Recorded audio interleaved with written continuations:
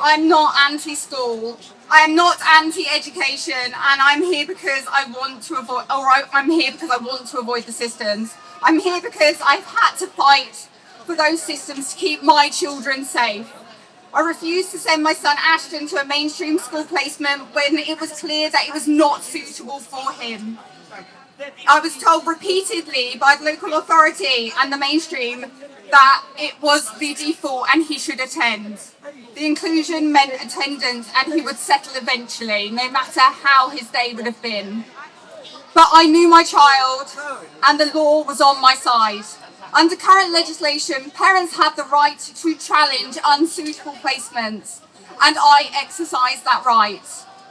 I went to tribunal to secure a placement that I knew would be appropriate for my child and it would be safe for him. That process was long, exhausting and adversarial, but it mattered because forcing children into the wrong environment, no matter where that is not inclusion, it is harm.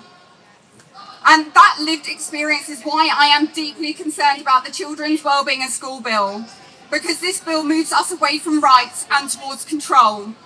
School is not the right environment for every child, and for some children forcing attendance is not neutral, it's not resilience, it is harm. I want to share some words of a parent who has trusted me with her experience.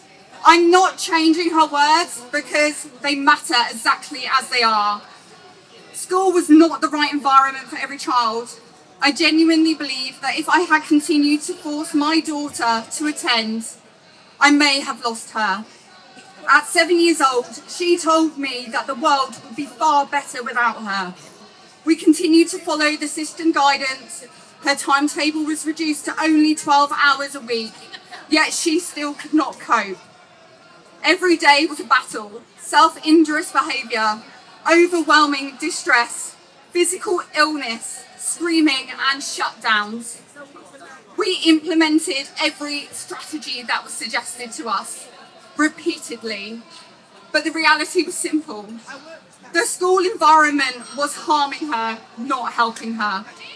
Since bringing her home to learn, our house is now filled with laughter. She no longer hurts herself. She no longer cries continuously. And she no longer wakes each day feeling unwell and terrified. She is learning again because she feels safe.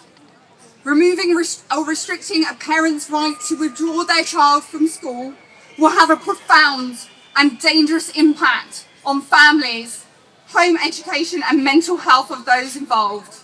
Home education is not a preference, it's a necessity that saves lives. That is not ideology. That is a child who survived because a parent was allowed to act. This is not an isolated incident or story. Why SEND children are being harmed? The legal reality. SEND children are not being harmed because the parents are being unreasonable. They're being harmed because existing legal protections are not being honoured.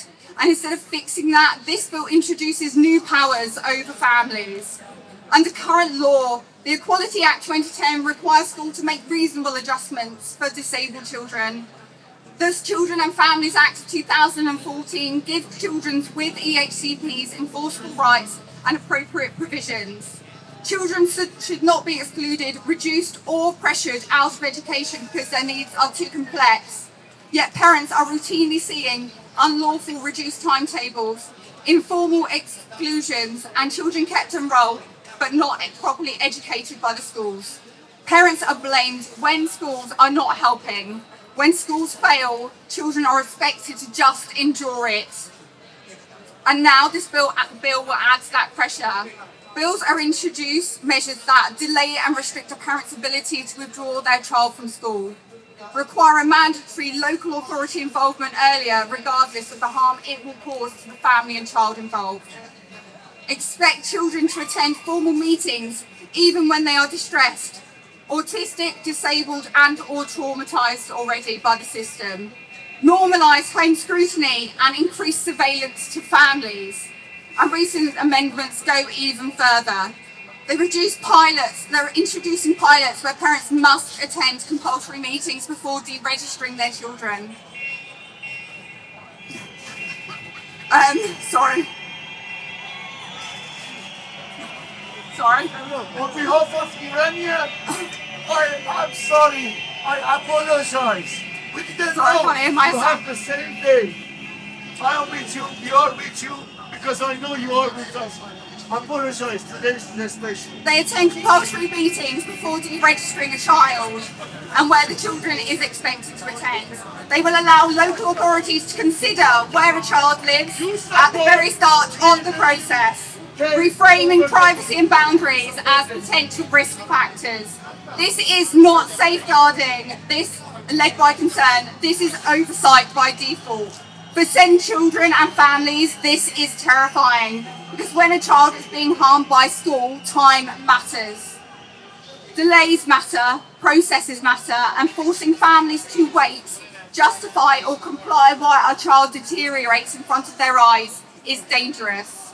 We're not here because we oppose safeguarding, we're here because safeguarding must be lawful, proportionate and humane. We're here because children are not pilot schemes, they are not data points and they are not acceptable losses. We are here to say we do not make it harder for parents to protect their children. Do not undermine existing disability rights in the name of well-being. And do not legislate harm into children's lives. Listen to parents, listen to disabled people and listen to the children who live with the consequences of these actions and decisions every single day. Children's well-being is not achieved through force, it's achieved through safety, dignity and support. Thank you.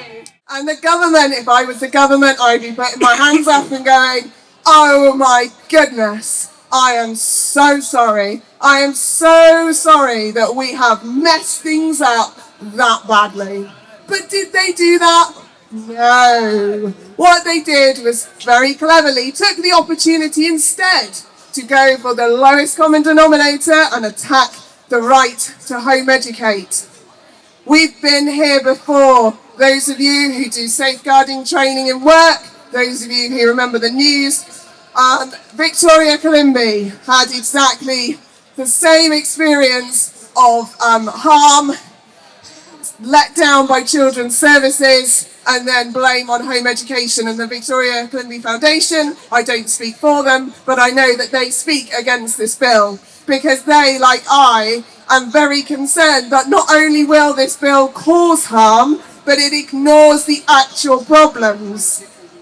This bill is going to cause so much more harm to children than we have ever seen before, because while our local authorities are spending the very little resources they have on analysing reports and home visits of perfectly capable, safe families, then the departments that are dealing with real harm will remain, or even more, they'll be even more overstretched, even more underfunded, even more undersupported, and more children who actually need support will fall through the cracks. Because we know that laws only keep people that follow the law safe.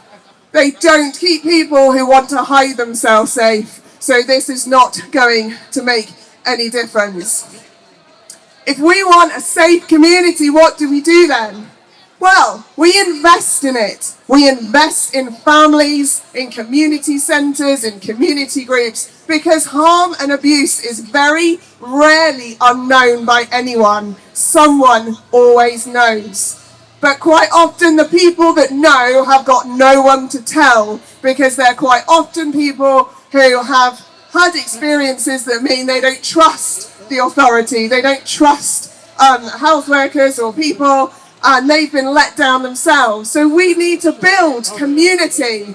We need to build lots of wonderful things. We need to see arts and culture and sports and free access to all these wonderful things that bring people together. And we need to create spaces where everyone is welcome, where everyone feels safe, because then when someone knows abuse is happening, they will have someone to turn to that they trust. You cannot keep children safe by gripping really, really tightly. That doesn't work. We know it doesn't work. We've seen it on I know that lots of people don't like the reference, but if we look at Nazi Germany, we saw an awful lot of control on the lead up, and we saw lots and lots of harm, lots and lots of things going appallingly, appallingly wrong.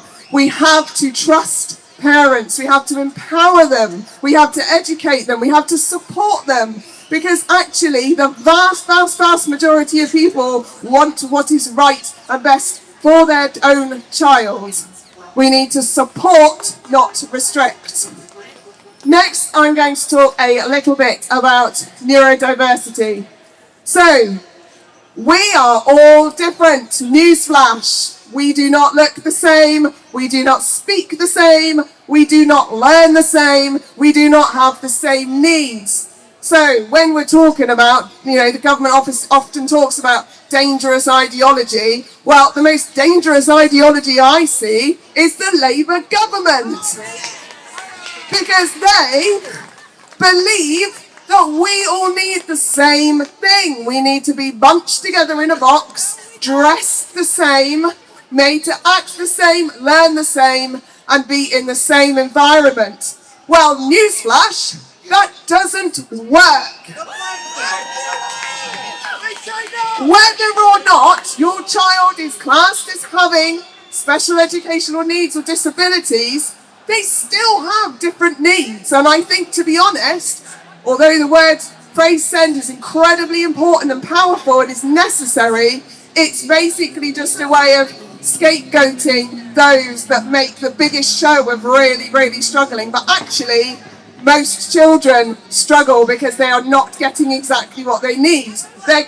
Even if children are happy in school, wonderful, great thumbs up, are they actually really happy in a class of 35 with high distractions, being told what to learn and when and how? I don't think so. I don't think that is actually ideal for any of us. If it was, we'd continue doing that as adults. Oh, I need to learn things. Right.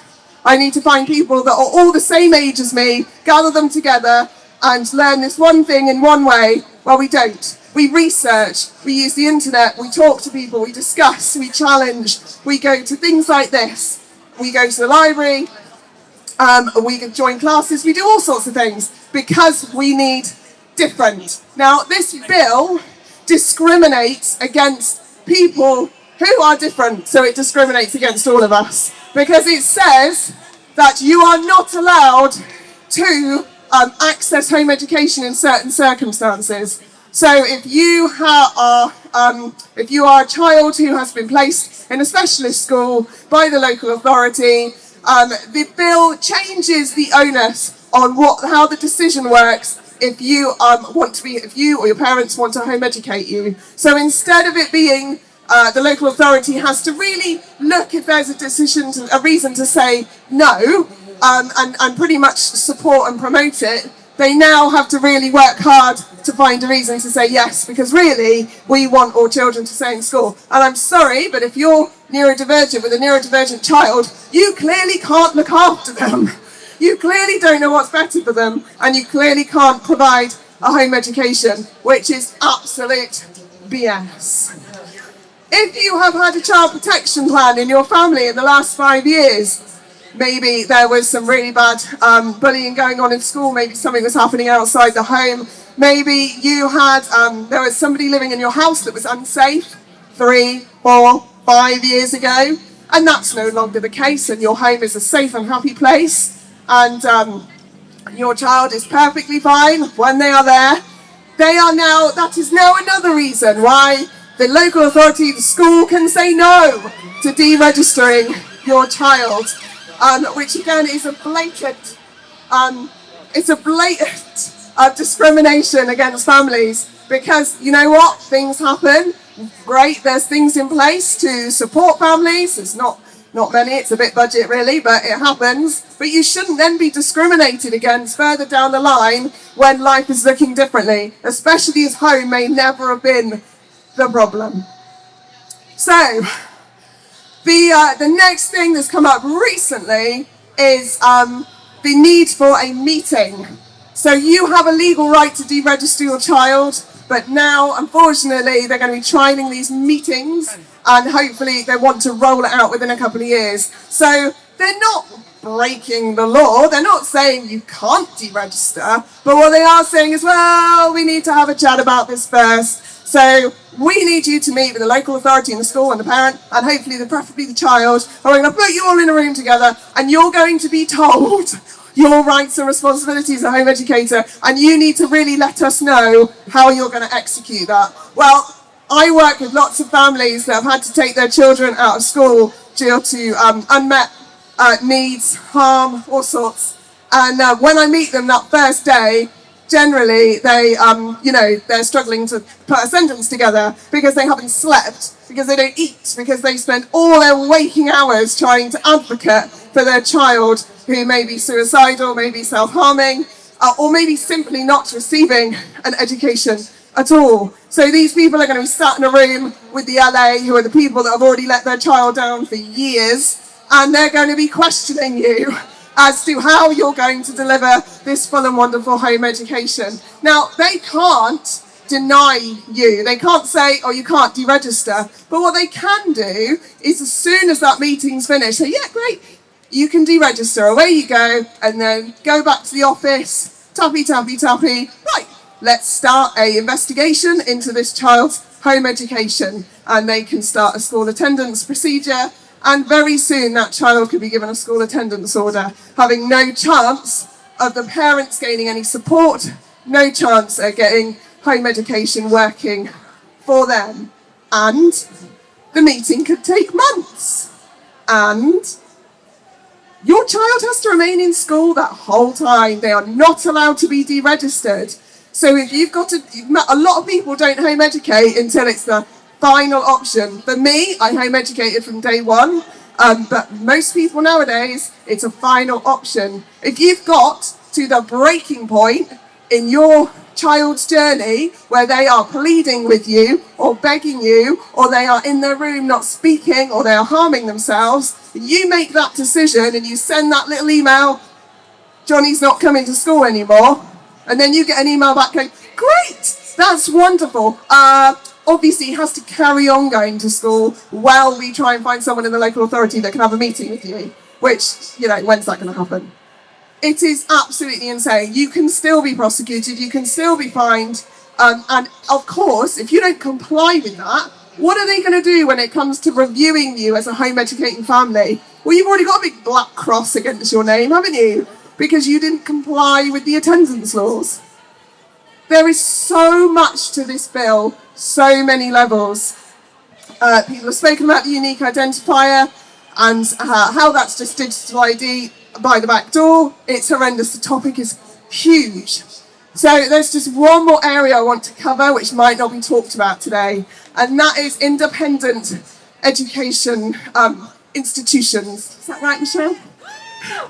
Who comes from an independent education institution? Woo! Who uses one?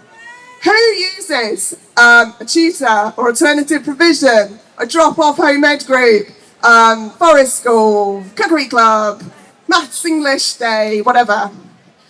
These are essential parts of our educational fabric. They are there to support children and actually make them even more visible than they already are. It gives them access to experts, professionals who really are passionate about what they do. It is not a replacement for your home education. It enriches it. It's fantastic. It's not for everyone. That's fine. And some people won't be able to afford to access it. Some people won't be able to get to it. But it is there to enrich their lives. And you know what? They're also there for school children, a lot of them. A huge amount of them will also offer alternative provision for children whose school are failing. Quite often they might have two rates. Home educators get this rate, schools get this rate, because the council will pay so much money for this alternative provision. So clearly they value it if they're willing to pay £200, £300, £400 a day for a child to access it. Clearly they value it, but the government don't. So from this bill, they are questioning what is the intent of these provisions and how do we make sure they're not trying to be illegal schools. Lots of these provisions comply with the law. So you have to be part-time, and you have to follow certain basic things. You can't operate a school. You can't call yourself a school. You can't say I'm a school when you're not. And children can't attend full time. But apparently this is evading the law.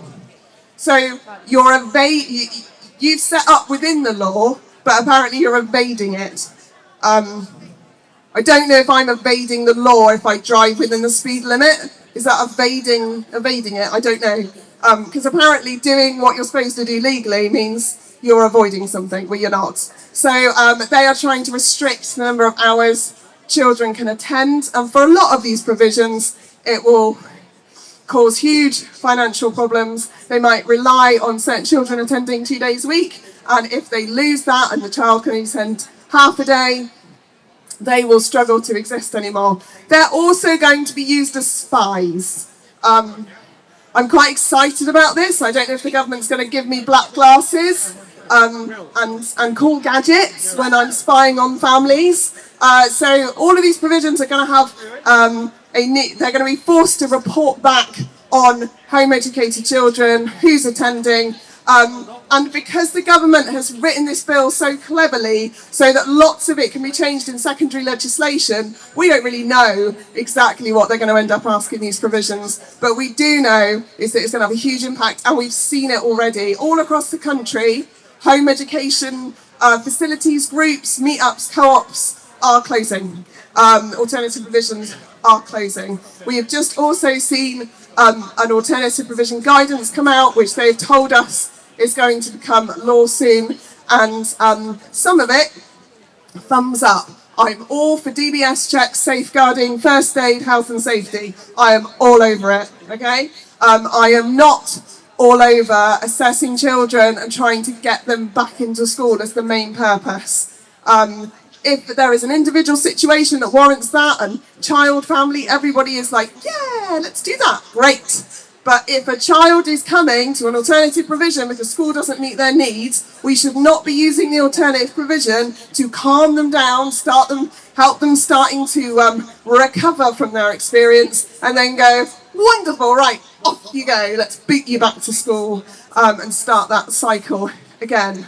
So this is something that doesn't get talked about and is really, really important. We've also had an out-of-schools consultation, and we don't know what's going to come out of that. It could be higher regulation registration of grassroots groups. Again, all for a DBS check, not so keen on collecting data, storing data, sharing data, and restricting how people work when they're working already in a healthy and safe way. If you talk to people about the Children and Wellbeing Bill, particularly in the home education community, and I know many of you are, there is a high level of ignorance, apathy, and overwhelm. It's not an attack. I'm not attacking parents by saying this. People don't want to talk about it, and you know what? I get it. It's scary. Nobody wants to lie in bed at night and think, what's going to happen when my home educated child is suddenly going to be put in this situation? You might have home educated you already, and the rules come in about the 5-year child protection plans, and your child now faces being put into school even though you've already deregistered. So there's so much stuff we could worry about, and that's making lots of people put their head in the sand, and I get it. But if we forget about this bill, if we can ignore this, I'm telling you now, the Labour Party is not going to forget about it. They're not going to ignore it. And if we don't fight, like you wonderful people have done today, if we don't show up again and again and again on social media, in our home ed groups, in our SEND groups, if we do not do this, this bill is just going to happen unchallenged, and it is going to be the biggest shift and removal of parental rights, and a shift of who is really responsible. And the sad thing, moving from parent to state, and the sad thing is, how many generations does it take before everybody forgets that we ever had that right, or forgets that we don't need the state to tell us how to live? The state is only made up of people like us who've been elected to be members of parliament, okay? They're people, but in fact, we are better qualified to be the Secretary of State for Education because we know, we have experienced, we have lived the life, walked the walk, but instead we have got inexperienced people, many of which are career politicians, making decisions for our children and our life, which is going to impact for generations to come. So, I'm going to go now because I probably overrun and Michelle's going, yeah, Dan, you probably have. Our final note. If people say to you, nothing's going to happen, if they say, oh, it's all about safety, it's fine, if they say home education is being protected, I just ask them to look at the direction of travel. Just look at what's happened already. Look at fight school fines. Look at against the VAT on schools bills. Speak to anyone with a child with SEND and ask them what kind of battle they've been on. So, I've been Jen Hodge, doing Education Differently. Thank you so much for coming and listening. And let's keep fighting. I'm Natalie and I'm the founder of the Fight School Fines campaign. I believe in accountability, parental rights and children's wellbeing being at the heart of everything that we do. The CWS bill has the word wellbeing in it, so naturally we are led to believe that this bill is about putting children's wellbeing first. It doesn't. When you actually start diving into the clauses, it becomes apparent very quickly that this isn't about well-being and more about control, compliance and conformity. Who here doesn't want to safeguard children? I think we can all agree that safeguarding children is at the top of the list of priorities. This bill doesn't seek to safeguard children, it seeks to create suspicion and eradicate children's rights. Home education has been around since day dot. In fact, parents who send their children to school do so by opting in, not opting out. Home education is the default. School is something we as parents can choose to do. So why are our government trying to make it even harder for us to deregister our children? Because they want to have their beady little eyes on us at all times. They want to mould our little people into good little robots who will grow up to get a 9-to-5 job and pay their taxes. They want to stamp out free thinkers. They don't want children thinking for themselves. That doesn't fall in line with control and conformity. Everything has to be their way or the highway. Now, don't get me wrong, some children do amazingly well in school and it fits their needs. My son being a prime example. He is doing really well and enjoys going to school. He can make friends and he doesn't generally mind the demands of school life. In fact, I would say he is flourishing in school. However, this cannot be said for a lot of other children. The demands of school life is too much. It makes them feel suffocated. They cannot concentrate on their work because of the noise, the bright lights, the busy corridors, the rules and the routines. My point is, everyone is different and their learning style is completely different to what some schools can offer. So these children should not have to jump through unnecessary hoops just to have a happy and productive life. They should be able to make the decision that home education is the right choice for them. Then we have children and parents who do want to be in school, but because of how bad some schools are at providing the support, they have no choice but to walk away and enter the world of home education. The term is elective home education. I would argue that the sharp rise in home education is due to families being forced into home education. Families are often left with no choice. Elective gives the impression that there is an element of choice. I would say at least 75% of home educating families are doing so because they have been failed by the very system that is supposed to support them. We have seen time and time again the failures that parents face with SEND provision, yet they get away with it every single time. There are no consequences for them failing to meet their legal obligations. But the moment a parent who sends their child to school steps out of line, in their eyes anyway, they are faced with fines and prosecutions for safeguarding their children. How is that ever fair? The last CWS bill protest, we had people from the government making snide remarks such as, Nothing is going to stop this Labour government from delivering educational excellence for every child, and certainly not today's sparsely attended protest. I mean, come on, it just shows the mentality of these people making these extremely important decisions. It shows their disdain for parents, children and educators who know firsthand the reality. It leaves little faith that they are acting in children's best interest and are more interested in their own egos and statistics. A free breakfast, a bowl of cornflakes and a slice of toast, and cheaper uniform does not make up for the train wreck that is state education in this country. Of course, we need to safeguard children, but let's not forget that these safeguards are already in place. Instead of introducing more surveillance, make sure the systems that are already in place are working properly. The blame lies with the system, not the parents. So stop using parents as a scapegoat and start policing the systems already in place. It is a farce, really, that well-being is in the name of the bill. Scrap the bill and start again by listening to children, parents and educators with children's well-being in mind this time. Otherwise, you will be responsible for even more harm and damage. So I'm going to tell you our story.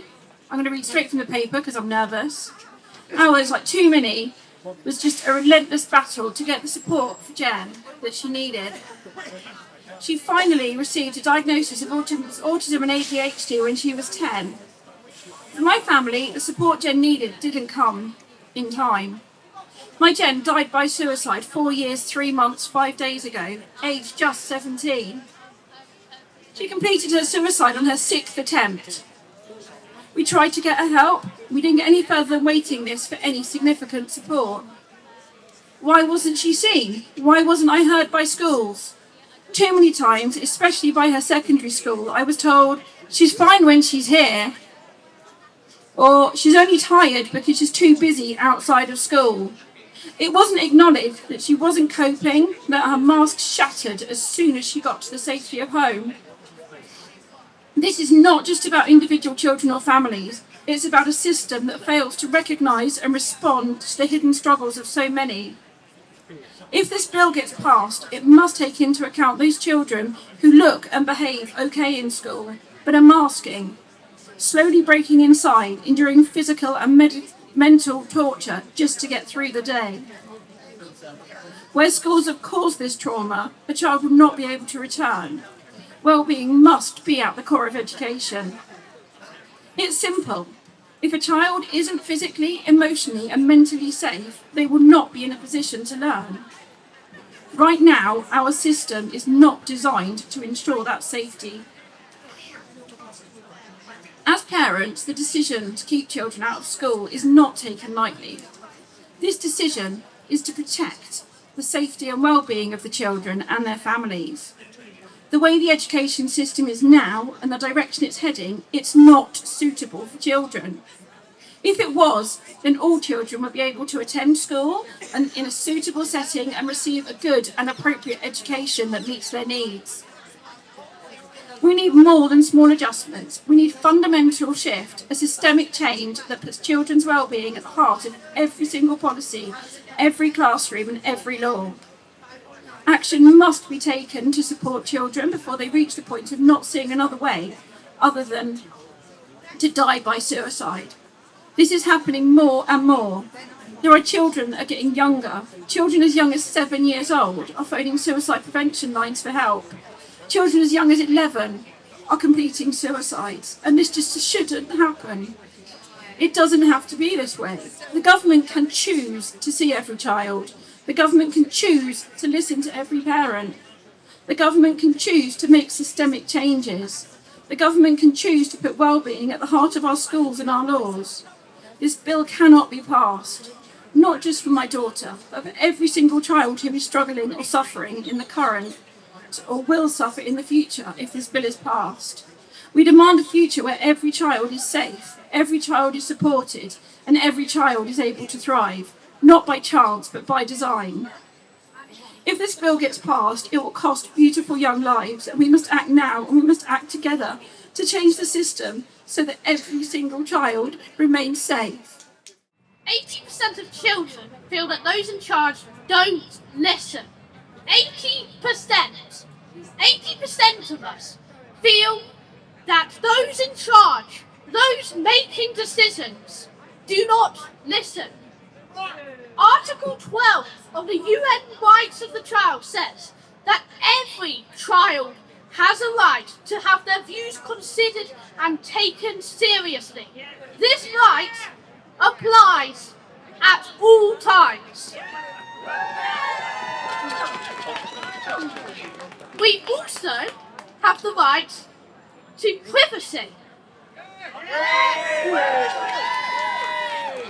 But here is a bill, the Wellbeing Bill, and nowhere does it say, ask the child. What do I think is in my best interests? Do I want strangers inspecting me in my home? I have the right to an education, and the government wants to make sure I get one. But school does not equal education.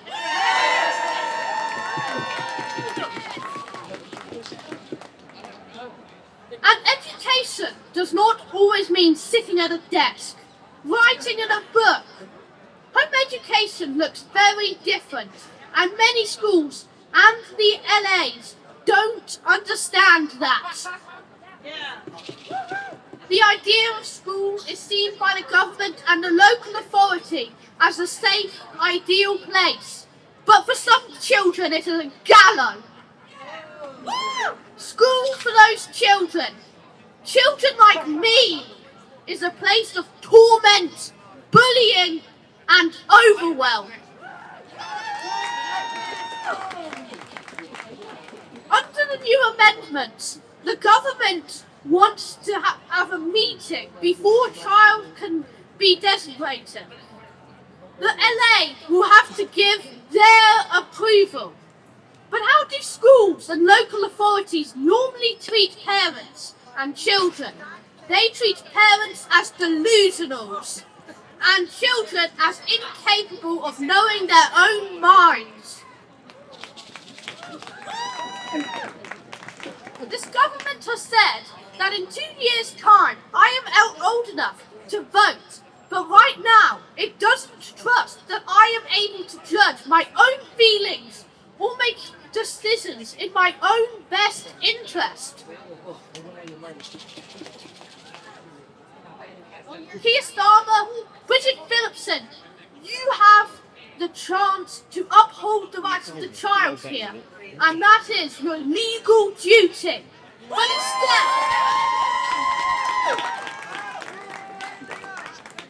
instead, you are trampling them and calling it, and this is the most despicable thing, you are calling it well-being.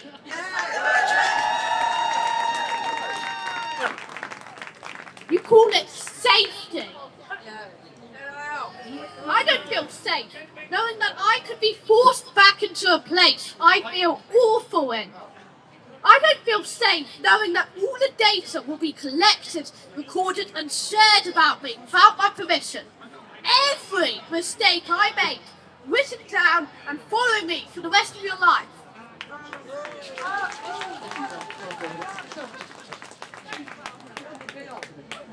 Imagine, think of the stupidest thing you've ever done, and that everybody will always read about and hear. I understand that you want to keep invisible children safe, but how about starting with the children you can see right here? We do not consent to our data being shared. We do not consent to decisions being made about us, without us. And this is not well-being. This is stamping on the rights that it is your job to defend. We have suffered under the mainstream school system. That's what I want to talk about today. Because in spite of what the law currently says, my children were never, ever treated with equity or dignity or even the most basic inclusivity. Now, those of us who've been paying attention to what Bridget is trying to do will hear the word inclusivity mentioned quite a lot. It doesn't exist. And yet right now, education should be nothing but inclusive by law. Even with diagnoses, even with EHCPs, my children's schools, and there were 4 of them, decided not to see my children's needs. The school's attitudes were, we don't care. We don't care if your child's got special needs. We don't care if they've even got a lawfully enforceable EHCP. We are not going to treat them any differently. They were able to take that view because my local authority allowed them to, and because successive government failures have allowed them to. There simply is no accountability. It's my view that schools and councils all over this country are hiding in plain sight as the biggest drivers of the crisis that SEND families are in. The Children's Wellbeing in Schools Bill in its current form does absolutely nothing to solve any of those issues. Worse still, this bill's being pushed through without genuine consultation, because no matter what the DFE might say about it, having 1,100 people on a Teams call, as happened just the other week, to talk at them about this bill is not a consultation.